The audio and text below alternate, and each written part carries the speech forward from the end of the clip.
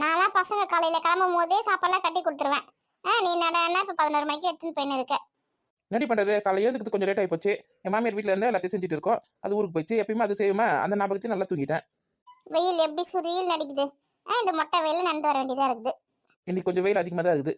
இந்த கோமதியா ராதிகா ஊருக்கு போயிடுச்சு, ரொம்ப கஷ்டமாக இருக்குது. ஒரு நாள் பொழுது போகிறதே ரொம்ப கஷ்டமாக இருக்குல்ல. ஆமாம், அதுக்கு பாட்டு நிம்மதியாக அவங்க அண்ணன் வீட்டில் போய் உட்காந்துக்கிச்சிங்க. என்ன சாப்பாடு இது செஞ்சா குழந்தைக்கு? நானும் காலையிலேருந்து மண்டியை பிடிச்சின்னு என்ன செய்யலாம் எது செய்யலாம் மண்டியை குழம்பி யோசிச்சுன்னு இருந்தேன். நான் யோசிச்சுக்கிறத பார்த்து என் வீட்டுக்காட்டு ஆயமாவது வேலைக்கு நான் போய் கேண்டீனில் சாப்பிட்டுக்கிறேன், குழந்தைக்கு மட்டும் எதனா நல்லதாக செஞ்சு கொடு அப்படின்னு சொல்லிட்டு கிளம்பி போயிட்டாரு.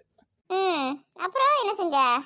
என்ன பண்ணேன், கஷ்டப்பட்டு ஒரு அழகு அரிசி போட்டு கழுவி வேக வச்சுட்டு நான் சாதம் வச்சுட்டேன். அதுக்கப்புறம் புளி குழம்பு வச்சுட்டு நேற்று எங்கள் வீட்டுக்கார அந்த ஸ்நாக்ஸ் இருந்தது, அந்த குட்டி சிப்ஸ் மாதிரி முத்தியா அது இருந்தது, அது ரெடி பண்ணி எடுத்துன்னு வந்துட்டேன். அந்த சிப்ஸ் நீ தானே ரெடி பண்ண? ஆமாம், கவர்லேருந்து பிரித்து இந்த கிணத்துல கொட்டி முடி எடுத்துன்னு வந்தேன்னா அதை ரெடி பண்ணுறது. ஏன்னா இந்த புளி சாதம் செய்யறதுக்கு உனக்கு 11 ஆச்சு. இது காலையிலே செஞ்சு தொலை வேண்டியது தானே? சமைக்கும் போது ஒரு டக்குன்னு ஒரு டவுட் வந்துச்சு, புளி குழம்பு வைக்கிறதுக்கு புளி போடணுமா வேணாவா அப்படின்னு. அது யோசிச்சு அப்புறம் ஃபோன்லாம் பார்த்தேன், புளி போட்டு தான் வைக்கணும்னு சொன்னாங்க. அதுக்கப்புறம் புளி வச்சு ஒரு 1/2 மணி நேரம் வெயிட் பண்ணிட்டு அதுக்கப்புறமா புளி குழம்பு தாளிச்சு எடுத்துன்னு வரேன். நான் கூட 11 மணிக்கு எடுத்துன்னு வரையே, சிக்கன் மட்டன் போட்டு பிரியாணி கிரீன் செஞ்சு எடுத்துன்னு வரேன்னு பார்த்தேன். இந்த புளி குழம்புக்கு தான் 11 மணி ஆயிப்போச்சே. வேலை செஞ்சு பாரு, கஷ்டம் தெரியும் உனக்கு. சும்மாவே நீட்டு டின்னர் சமைச்சு கொடுத்தா காலை பசங்களுக்கு. அதை ஏன் கேட்குற? ஓ, கொடுமையான டிஷ் என்ன செஞ்சிட்டியோ? கொடுமையானதும் இல்லை கடுமையானதும் இல்லை, நல்லா தான் செஞ்சு கொடுத்துருக்கேன். சாப்பிட்டு வந்து பசங்க சாயங்காலமா சொல்லி நீ நல்லா செஞ்சியா இல்லையான்னு. அதெல்லாம் நல்லா தான் இருக்கும். கத்திரிக்காய் முருங்கைக்காய் போட்டு சாம்பார் வச்சுட்டேன், உருளைக்கிழங்கு வறுவல் பண்ணிட்டு, அப்புறம் இந்த பீன்ஸும் கேரட்டும் பொரியல் மாதிரி பண்ணிட்டு, அப்பளம் ஊறுக்காய் இதெல்லாம். பரவாயில்லையா, இவ்வளோ செஞ்சிருக்கியா காலையில இருந்து? சொல்றது முழுசா கேளுடி, அதுக்குள்ள அவசரப்படுவேன். இதெல்லாம் செய்யலாம்னு நினைச்சேன், ஆனால் மணி ஆயிட்டு சொல்லிட்டு தயிர் வாங்கி சாதம் வச்சு கலரி கட்டி கொடுத்துட்டேன். மூஞ்சி முகர் கட்டியும் பாரு நல்லா. இதெல்லாம் பார்த்து இது மூஞ்சி வச்சிங்கன்னா சாம்பார் கூட்டு பொரியல் எல்லாத்தையும் செய்ய போதே இதே ஓசி எடுத்துன்னு சுற்றின்னு வந்துருக்கோம். இதெல்லாம் செய்யணும்னு நினச்சா எவ்வளோ காய்கறியாக இருக்கணும், இதுக்கு எவ்வளோ காலைல சீக்கிரமாக எழுந்துக்கணும். இதுங்க 8 மணிக்குல வர ஸ்கூலுக்கு போயிடுங்க. இதெல்லாம் எப்போ நான் சமைச்சு எப்போ கொடுக்குறது? அதான் பார்த்தேன், கடையில் போனேன், ஒரு பெரிய தயிர் பாக்கெட் வாங்கினேன், சாதம் மட்டும் வச்சுட்டு தாளிச்சு தயிர் போட்டு மிக்ஸ் பண்ணி கொடுத்துட்டேன். போகிற வழியில் அவங்க அப்பா வந்து பசங்க தொட்டுக்கு என்ன வாங்கி கொடுங்க அப்படின்னு சொல்லிட்டேன். இந்த தயிர் சொத்தாக்கி வச்சு தான் பெருமையாக நிட்டுறல. அந்த ஸ்கூல் பக்கத்தில் ஒரு ஓலக்கொட்டையில் ஒரு ஆயா இட்லிலாம் போடுண்டியே, ஸ்கூல் பக்கத்துலேயே அந்த வடைலாம் சூப்பராக இருக்கும். அம்மா அங்கே வடை வாங்கி கொடுத்துட சொல்லிட்டேன். என் பசங்களும் நீ செய்கிறத விட அந்த ஆயா செய்கிற வடையை நல்லா சூப்பராக இருக்குமா, நாங்கள் அதையே வாங்கிக்கிறோம், சாப்பாடு கூட வேணாம், நாங்கள் இட்லி கூட வாங்கி சாப்பிட்டுக்கிறோம் தான் சொல்லிச்சிங்க. எனக்கு பாவமாக இருந்தது, சரி சொல்லிட்டு தயிர் சாதம் கட்டி கொடுத்துட்டேன். உன்னெல்லாம் விட்டு வச்சுக்கிறாங்க பாரு வீட்டில். சரி வேகமாக நட லஞ்ச் பில் அடிச்சுட்டு இருப்பாங்க நேரம். இவங்க 2 பேரும் எங்கே போயிருக்காங்க அந்த பக்கம்? என்னடி பெரிய பொண்ணு கீதா, எங்கே கிளம்பிட்டீங்க? இங்கே பாடி நம்ம நூறு நன்னூறு வெயிலில் நல்லா சூப்பராக காற்று வாங்கின்னு போயிருக்க போல இருக்க. நானே செருப்பு போட மறந்து வந்துட்டு ஓடி வந்து இருக்கேன்டி. எங்கே போயிட்டார? ரேஷன் கடை திறந்துருக்கான்னு பார்க்கறதுக்கு போனேன்டி. மாசமே முடி போகுது, இன்னும் மணி பொருள் வாங்காம இருக்கிற. என்னடி பண்ணுறது, முன்னாடியே வந்து அரிசிலாம் வாங்கிட்டுன்னு வச்சுக்கேன், கோதுமை வந்து மாத கடைசியில் தான் போடுறாங்க. சரி நம்ம மாத கடைசியில் அரிசி வாங்கலாம், அப்போ குளிச்சது கோதுமையை வாங்கிக்கலாம் அப்படின்னு நான் வெயிட் பண்ணி பார்த்தேன். இந்த மாதம் கோதுமையே போடலையா, சரி நம்ம மீத பொருளாவது வாங்கலாம், சர்க்கரை பருப்பு என்னென்ன வேறு வாங்காமல் வச்சுருக்கேன், அதையும் சேர்த்து வாங்கிடலாம் அப்படின்னு சொல்லிட்டு போய் பார்த்தேன். இன்னும் ரேஷன் கடையே திறக்கல. அதுதான் மாசம் பிறந்த உடனே போடும்போது என்ன போடுறாங்களோ எது போடுறாங்களோ வாங்கி வச்சுக்கணும். மிச்சம் மீதி கூட அப்புறமா போய் பார்த்து கூட வாங்கிக்கலாம். உன்னை யார் மொத்தமாக வாங்கிக்கலாம் சொல்லலாம் சொல்லிட்டு உட்காந்து சொன்னது. எதுக்கு போய் வரணும் சொல்லிட்டு கொஞ்சம் பால் மாறினேன். இந்த மாதம் பொருள் வாங்குவோன்னா வாங்க மாட்டாங்கன்னு தெரியல. எல்லாம் வசதி தான் காரணம் நூறுக்கு. இப்போ எண்ணெய் பருப்பு எல்லாம் காசு கொடுத்து கடையிலே வாங்கிக்கிற போல இருக்குது. அதனால ரேஷன் எதிர்பார்க்காம வந்திருக்கு. ஆமாம், இவ பார்த்தா நான் வசதியாக இருக்கேன்னு சொல்லிட்டு. ஆளை பார்க்கும்போது தெரிஞ்சனால பாலிஸ் ஆகிட்டு இருக்கியே, அப்போ வசதி தானே காரணம். நீ வேற கடுப்பை கலப்பாதடி. உண்மையை சொன்னால் எப்படி கோவம் வந்து பாரு. அன்றைக்கி உங்கள் கடைக்கு தான் பூண்டு வாங்கலாம் வெங்காயம் வாங்கலான்னு போனேன். எவ்வளோ கூட்டம் தெரியுமா? ரேஷன் கடையில் கூட அவ்வளோ கூட்டம் இருக்காது போல இருக்குது, உங்கள் கடையில் அவ்வளோ கூட்டம். வியாபாரம் நல்லா அள்ளுது போல இருக்குதே. எப்படியும் ஒரு நாளைக்கு 5000 10,000 வருமானம் வரும்னு நினைக்கிறேன், லாபமே மட்டுமே. பெரிய பொண்ணு எப்படி பேசுகிறா பாருக்கியவ. என் அக்கம் பக்கத்தில் இருக்க கடையை விட ஒரு 5 ரூபா 10 ரூபா ரேட்டு கம்மியாக விற்றா கூட்டம் வரதான் செய்யும். அதில் வந்து அவங்க லாபத்தில் தானடி கம்மி பண்ணி விற்கிறாங்க, அதில் உனக்கு நடி போகிறாம 5 10 குறைச்சி விற்றா கூட பரவாயில்ல. அதே இவ்வளோ தான் விற்கிறாங்க. ஆனால் கூட்டம் எங்கேருந்து தான் வருதுன்னு தெரியல, ஏன் தான் வருதுன்னு எனக்கும் புரியல.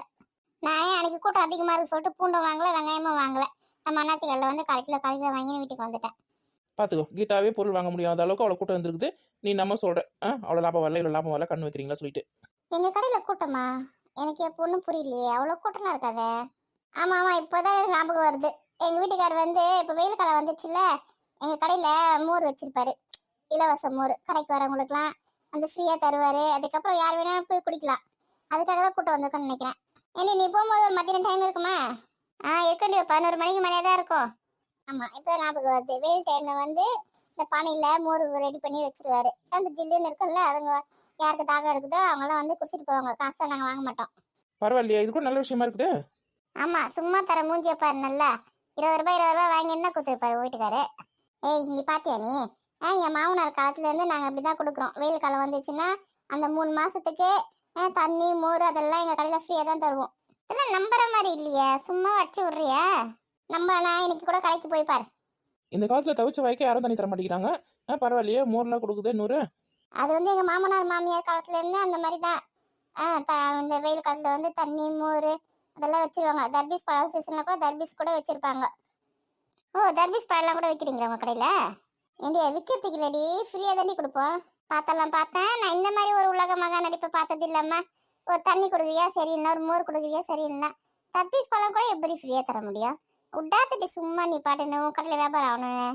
நான் ஒன்றும் சும்மா போய் சொல்லல. அப்போ என்னைக்கு உங்க கடையில் வந்து தர்பீஸ்லாம் ஃப்ரீயா கொடுக்குறீங்கன்னு சொல்லு, அன்னைக்கு நான் போய் பார்க்குறேன். இது என் வீட்டு கட்ட கேட்டுன்னு சொல்கிறேன். அப்போ சும்மா அடிச்சு விடுற.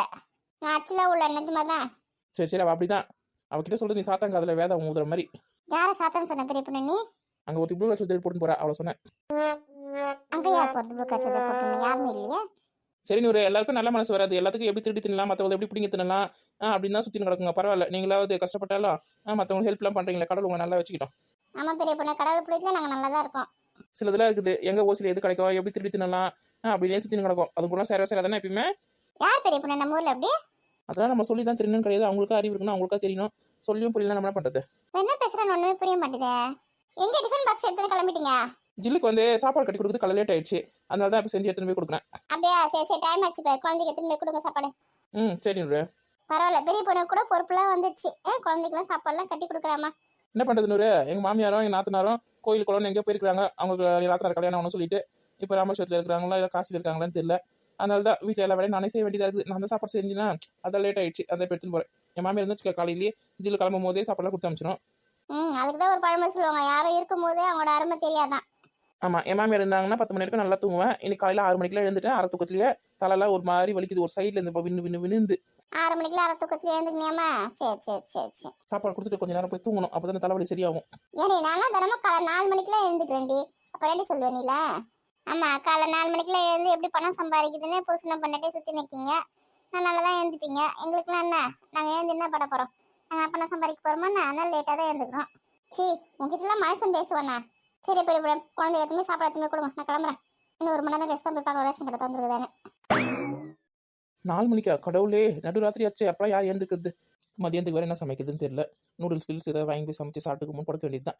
எடே உனக்கு நூடுல்ஸ்லாம் செய்ய தெரியுமா? அதனாலே பெரிய பிரமாதம். சுத்த நீ கொதிக்க வச்சோமா, அதில் அதை கட் பண்ணி போட்டோமா, அந்த மசாலா இருக்கும் அதுக்கு அதில் கொட்டினோமா, கலர்னமா முடிஞ்சு போச்சு. அது பெரிய அற்புதமா. ஏண்டி அதை காய்கறிலாம் வெட்டி போடுவாங்க, முட்டைலாம் போடுவாங்க, அதெல்லாம் பண்ண மாட்டியா? அதுக்கெல்லாம் தெம்பு கிடையாதுமா உடம்புல. சும்மா தண்ணி கொதிக்க வச்சு அந்த மசாலாவும் அந்த நூடுல்ஸும் போட்டு கொதிக்க வைக்க வேண்டியது தான். சோம்பேறி என்ன சோம்பேறி, ஒன்னா நம்பர் சோம்பேறி டீனியானா? ஆமாம், இந்த மாதிரி சுறுசுறுப்பு. இவ எதுனா செய்வா, அங்கே போய் ஆட்டை போட்டு சாப்பிடலாம். நூடுல்ஸ் கிட்டல்ஸ் இருந்தால சரி, எது வந்தா ஏதோ ஒன்று கிடைக்குதோ சாப்பிட வேண்டியதுதான். ஏன் பெரிய பொண்ணு, உனக்கு பிரியாணிலாம் செய்ய தெரியாதா? என் எப்படி சாத்துக்கே எங்கள் நாக்கு தள்ளுது. இல்லை பிரியாணிலாம் எங்கே நான் சேர்த்தேன். முதல்ல வெங்காயத்தில் கண்ணில் தண்ணியாக ஊற்றும், அதுவும் எனக்கு பிடிக்காது. இந்த வெங்காயம்லாம் போடாமல் எப்படி சமைக்கிறதுன்னு நானே கற்றுருக்கேன். அதுவும் சரிதான். இந்த சமைக்கிறதுக்காக வெங்காயத்தை தான் தரதரையா கண்ணு தண்ணி ஊற்றுது. இந்த வெங்காயத்தெல்லாம் எவனா கண்டுபிடிச்சான்னு தெரியல. ஆமாம், வெங்காயம் போடாமல் சமைச்சாலும் நல்லாவே இருக்க மாட்டேது. அது அந்த புளி சாதம் தயிர் சாதம் கண்டுபிடிச்சி வச்சுக்கிறாங்க போகுது. நம்ம மாதிரி அவங்க தான் இருக்கலாம்.